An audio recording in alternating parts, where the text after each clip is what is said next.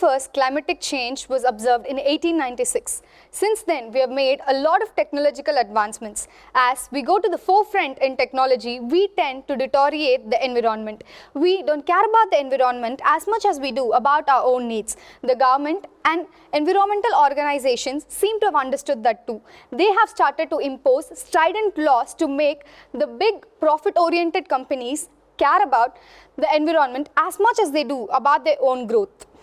France raised tax for cars with high carbon emissions recently.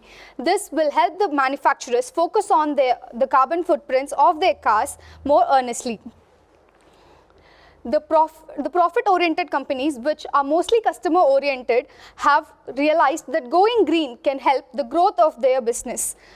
From Tesla, which claims that electric cars leave less carbon footprints compared to that of the fuel cars, to H&M, which started their recycling campaign recently, going green have become the go-to marketing strategy, and it's proven to allure innumerable customers.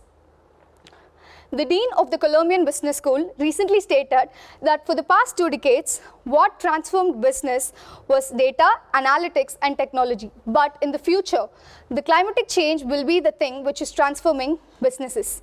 The Fortune 50 companies seem to have understood that too. McDonald's and IKEA are focusing on better energy consumption, and Google is focusing on data storage. The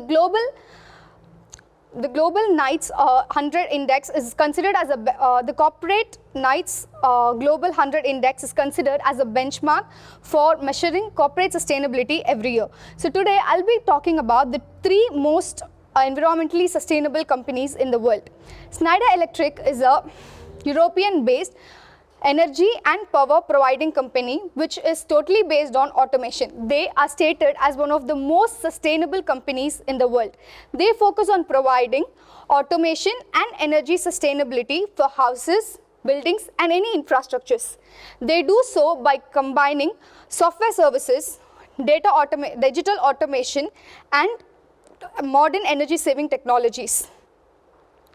They have also used the modern energy saving technologies to keep up with the time. As we all know, the Industrial Revolution 4 is mainly a fusion of AI, IoT, and automation. This company has already implemented this in their business model. Dismissing the popular belief that environmentally sustainable corporation will struggle to make profit, this company is a 110 billion has a 110 billion profit. While talking about sustainable business, Ørsted is a must to include.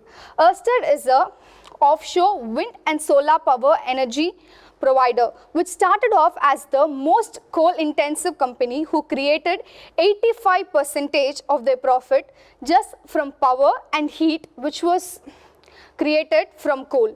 But today, they are one of the most environmentally sustainable energy provider, which has been ranked in this top 100 index. And they have achieved this just in a decade, which is 10 years. They have differentiated themselves from the fellow competitors by what is called as climate partnership concept. They have signed over 100 climate partnerships so far.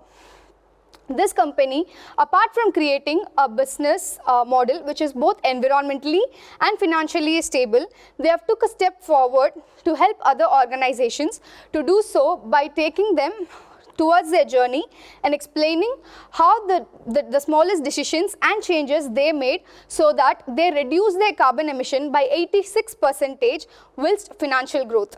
They have a vision of making their operations and energy consumption totally carbon neutral by 2025, putting them way ahead of the science-based targets for meeting Paris Agreement. And by 2040, they have a vision for making the entire supply chain carbon neutral. As we talk about Ørsted and Schneider Electric, both of them are a power and energy based company, which is considered to be closely related to the environment. But the last one on the list is a finance based company, which has proved that an environmentally sustainable business model can be incorporated on any businesses from any from any of the firms, like from any sector, like be it business or be it electrical sector, a properly environmentally friendly business model can be implemented in any of them. So Bank of Brazil is a largest financial institution in Brazil. They provide a wide range of environmentally and socially responsible services and products for their clients, which include line of investments and special investments for activities for environmental activities such as afforestation, deforestation, and observing the greenhouse gas. Apart from being a proper environmentally sustainable business model, they themselves created a proper dedicated business model for themselves, which is called as DRS, abbreviated as Sustainable Regional Development, which focuses on the regional issues, the regional environmental issues, rather than focusing on the international issues. Like they have a model which is dedicated and customized for their problems. Like for example, the biggest problem that Brazil faces is to do with their water, depleting of their water resources, and which impacts their agricultural So this bank has the edge of closely working with farmers, using which they created a more sustainable agricultural model. In 2010, the Bank of Brazil forged a program with the National Water Agency and Worldwide Nature of Funds to create a program which is called as Agua Brazil program. So using this program, they can now benefit the businesses which are more conservationist. Like they can use the power within the institution to invest in those firms and to lend money to those activists who are more, who care about the environment. So far these companies have took the responsibility of creating an environmental sustainable business model and have implemented it. So these companies actually realized the seriousness of the environmental deterioration and have implemented a proper solution which will meet their requirements and the necessities of their clients as well as the business. Personally, I was amazed to see the large market for the environmentally sustainable product and service alternatives. Not to mention that I had this line of thought when I encountered my own mother, who has used nothing but a motorcycle for the past 10 years, shift to Uber Pole because of the recent surge in fuel prices. So I'm pretty sure that the new entrepreneurs in Gen Z would see their opportunities in such